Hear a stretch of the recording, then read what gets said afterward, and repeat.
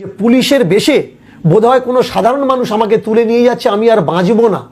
পরে দেখলাম রাস্তায় উনি কুৎসিত ভাষায় গালাগালি করছে, একটা বাইক এলো, সেই বাইকে আমাকে তুলে নিয়ে উনি প্রথমে চড় কষিয়ে দিলেন আমার এই কানে চড় কষিয়ে দেওয়ার পরে আমি এই কানে আমি কিছু শুনতে পাচ্ছি না, আমি যেই এই কানে হাত দিয়েছি উনি এই কানে চড় কষিয়ে দিয়েছেন। আমার দুটো হাত যখন আমি এইভাবে দিয়েছি তখন উনি বাইকের পিছনে বসে আমার পিছন থেকে ঠিক কোমরের উপরের সাইডটা দুটো হাত দিয়ে ঘুষি চালাতে লাগলেন। ওখান থেকে কয়েক মিনিটের রাস্তা থানা, সেখানে এনে এতভাবে কাউকে স্টাফ ঢুকেই ডাক দিলেন যে লাঠি নিয়ে এসো, লাঠি নিয়ে এসো, এক্ষুনি এর অবস্থা শেষ করব, দেখে নেবো এ কী করে কীর্তন করে। তো লাঠি বের করে দাদা প্রচণ্ড পরিমাণে আমাকে মারতে লাগলো, কিন্তু থানার যারা দাঁড়িয়েছিল তারা কেউ একবার প্রতিবাদ করলো না যে স্যার মারবেন না। তারা কি লাঠি এনে দিয়েছে? তারা লাঠি এনে দিয়েছে, আশেপাশের মানুষ তারাও আমাকে মারছে যে মারুন। মানে পুলিশ থানার মধ্যে যারা দায়িত্বে ছিল পুলিশের লোকেরা তারাও আমাকে মেরেছে। কিন্তু ওই দিন যদি থানাতে বড়বাবু উপস্থিত না থাকতেন, ওরা কি দেখিয়েছে যে আপনার বিরুদ্ধে কোনো কমপ্লেন বা এফআইআর হয়েছে, আপনি একটা ক্রিমিনাল? না না না, এরকম কোনো কিছু না, এরকম কোনো কিছু না। শুধু বলছে যে তোকে বাঁচাবো না, তোকে মেরে ফেলে দেবো, তোকে বাঁচাবো না, তোকে মেরে ফেলে দেবো, তুই হিন্দু ধর্মের কুলাঙ্গার। পুলিশ বলছে তোকে মেরে ফেলে দেবো, পুলিশ বলছে তোকে মেরে ফেলে দেবো, থানার মধ্যে নিয়ে বলছে তুই হিন্দু ধর্মের কুলাঙ্গার। আমার জানা নেই ওনার নাম কি বা ওনার থানায় ওনার পজিশন কি, কিন্তু পরে যে মানুষটা এসে থাম বলে আটকেছে সেই মানুষটাকে বুঝতে পারলাম উনি থানার বড়বাবু। আর উনি যদি না থাকতেন এরা সবাই মিলে আমাকে পিটিয়ে মেরে ফেলে দিত। থানাতেই পিটিয়ে মেরে ফেলে দিত। এরপরে ওনারা আমাকে বললেন যে এটা তো আমাদের থানার আন্ডারের কেস না, এটা জয়নগর থানার আন্ডারের কেস। কিন্তু দাদা যেখানে আমার জয়নগর থানার আন্ডারের কেস হয় তাহলে ওরা মারলো কেন? এটাই তো আমি বুঝতে পারছি না দাদা।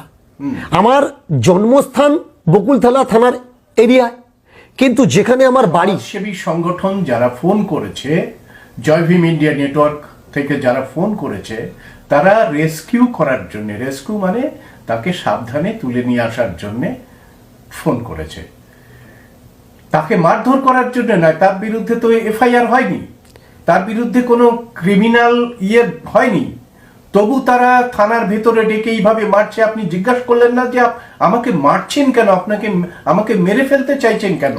দাদা আমার কথা কেউ শুনছে না, আমি জিজ্ঞাসা করছি আমার মারার উদ্দেশ্যটা কি, মারছেন কেন আপনারা? তো তবুও তারা বলছে যে বাঁচাবো না, মেরে ফেলবো। এমনভাবে লাঠিচার্জ আমার উপরে করেছে দাদা, এই কানটা আমি এখনো পর্যন্ত শুনতে পাচ্ছি না। পরের দিন আমাদের ওখানে স্থানীয় যে হসপিটাল আছে, তো আমি সেখানে দেখালাম, ভর্তি হলাম সেখানে। তারা আমাকে লিখে দিল যে এখানে হবে না, আপনার যে কন্ডিশন, যে পরিস্থিতি, এখানে হবে না, বারুইপুরে চলে যান। কিন্তু মানুষের কাছে আমার কথা দেওয়া আছে প্রোগ্রামের জন্যে, অনুষ্ঠানের জন্যে, তারা অনেক আশা করে আমাকে নিয়ে যায় তাদের মনের কথা শোনার জন্যে, সত্য কথাগুলো শোনার জন্যে, তারা কুসংস্কার থেকে মুক্ত হওয়ার জন্যে। তার জন্যে আমি আর বারুইপুরে আর যেতে পারিনি। ওখান থেকে কাগজটা নিয়ে এমনকি আমি ওষুধ খাওয়ার সময় পর্যন্ত পাইনি। আমি আসরে দাঁড়িয়ে মানুষের পাশে দাঁড়িয়েছি যে দাদা, যে আমি যতদিন বেঁচে আছি আমি জানি এরা যা আরম্ভ করেছে আমাকে বেশি দিন বাঁচাবে না। আমি এখন কার কাছে গিয়ে দাঁড়াবো, কাকে বলবো, কার কাছে আশ্রয় নেব, সেই স্থান দেখতে পাচ্ছি না যে দাদা, কার উপরে ভরসা করবো। এই যে যেভাবে আপনার উপর অমানবিক অত্যাচার হলো, তার জন্যে সারা বিশ্ব জুড়ে মানবাধিকার রয়েছে। এখানকার পশ্চিমবঙ্গ মানবাধিকার কমিশন রয়েছে, জাতীয় মানবাধিকার কমিশন রয়েছে। আপনি কি চান না যে তারাও জানুক যে এইভাবে মানুষের উপর অত্যাচার হচ্ছে? দাদা আমাকে ওদিনে মারতে মারতে বলছে তোর কোন বাবা বাঁচায় দেখাবো, তুই কোথায় যাবি যা, কি করবি কর। তো দাদা আমি জানি না যে আমার কোথায় গেলে আমি সুরক্ষা পাবো। পুলিশের যদি এরকম রূপরেখা হয় তো আমি কার কাছে গিয়ে দাঁড়াবো যে সাহায্যের জন্যে? আমি তো ভীত হয়ে পড়েছি যে যারা আমাদের রক্ষা করার জন্য আছে তারা যদি থানার মধ্যে নিয়ে আমাদেরকে মারধর করে তো আমরা যাবো কার কাছে? শুধু তাই নয় দাদা, আমি বসে আছি, অনেকে আমায় কল করেছে যে আমরা আসছি, ওরা আমাকে শুধু বলছে আপনি থানা থেকে বেরিয়ে যান, আপনি একটা লিখিত দরখাস্ত দিন আর থানা থেকে বেরিয়ে যান, এখানে থাকবেন না, বেরিয়ে যান, এই এরিয়া থাকবেন না, এই এরিয়া থেকে আপনি পালিয়ে চলে যান। তো ওরা আমাকে বললো যে এটা জয়নগর থানার আন্ডার, আন্ডারে পড়ছে, আমরা কিছু করতে পারবো না।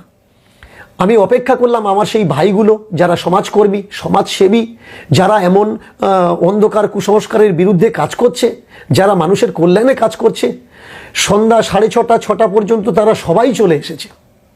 সেই সময় আমার কাছে ফোন আসলো যে আমার গাড়ি, আমার ঘরে তালা মারা হচ্ছে, আর আমার গাড়ির ভিতরে যেসব ইনস্ট্রুমেন্টগুলো আছে গান বাজনার, তালা ভেঙে সেই সবগুলো জয়নগর থানার কোনো একজন পুলিশ তাদের পারমিশন দিয়েছে, তারা এসে আমার গাড়ির লক ভেঙেছে, গাড়ির পুরো স্টিয়ারিং খুলেছে, খুলে ছড়িয়ে দিয়েছে, দিয়ে যন্ত্রপাতি লোপাট করার চেষ্টা করছিল।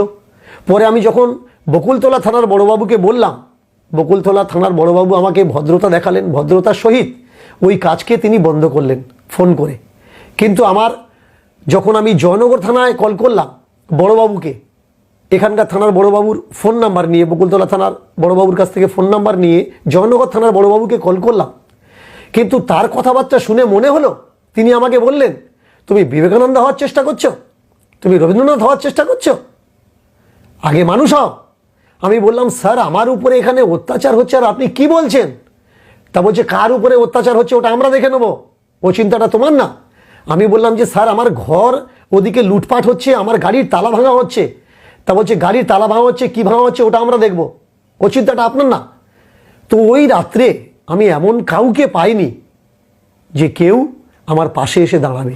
শুধুমাত্র এই সমাজকর্মী ভাইগুলো যদি ওদিন আমার পাশে না আসতো, তো আমার একবারের জন্য মনে হয়েছিল আমি আর বাঁচব না। মানবাধিকার কমিশনকে আপনি কি দাবি জানাচ্ছেন? আমি সবিনিময়ে মানবাধিকার কমিশনকে জানাবো, তানারা যদি এই বিষয়টা খতিয়ে দেখে, আর বর্তমান যা পরিস্থিতি, আমি তো প্রত্যেক মানুষকে কথা দিয়ে রেখেছি মাটিতে আমার যেতে হবে, কীর্তন আমার করতে হবে। তো তাদের কাছে আমি অনুরোধ করব করজোড়ে তারা যেন আমার সুরক্ষার ব্যবস্থা করে। আর আমার প্রতি যে অমানবিক অত্যাচার হয়েছে, ক্রিমিনাল ক্যাটাগরির অত্যাচার হয়েছে, যে 3rd ডিগ্রি টর্চার দেওয়া হয়েছে, খতিয়ে দেখে যাঞ্চ করে যেন উপযুক্ত শাস্তি তাদের দেয় যারা যারা অন্যায় করেছে। শুধু আমার এইটুকুই অনুরোধ, এছাড়া আমি আর কিছু আশা রাখছি না। আপনার বাড়ি হাটচাপড়ি, বকুলতলা থানার মধ্যে পড়ে সেই হাটচাপড়ি গ্রাম, আর জয়নগরতে আপনি থাকেন, আপনি ওখানে বাড়ি একটা নিয়েছি একটা।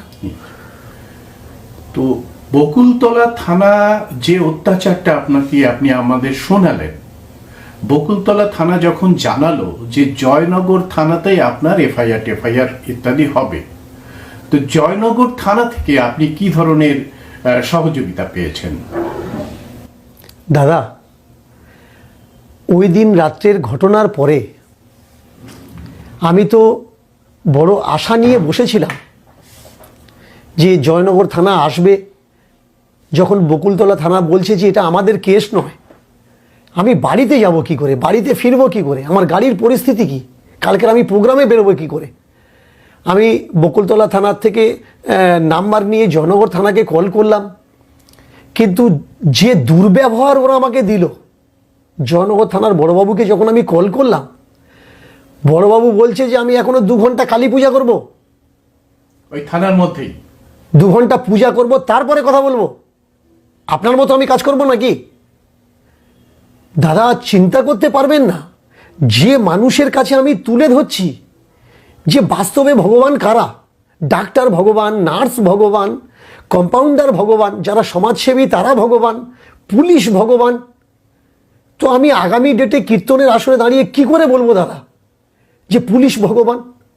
আমি তো একবারের জন্য স্তম্ভ হয়ে গেলাম।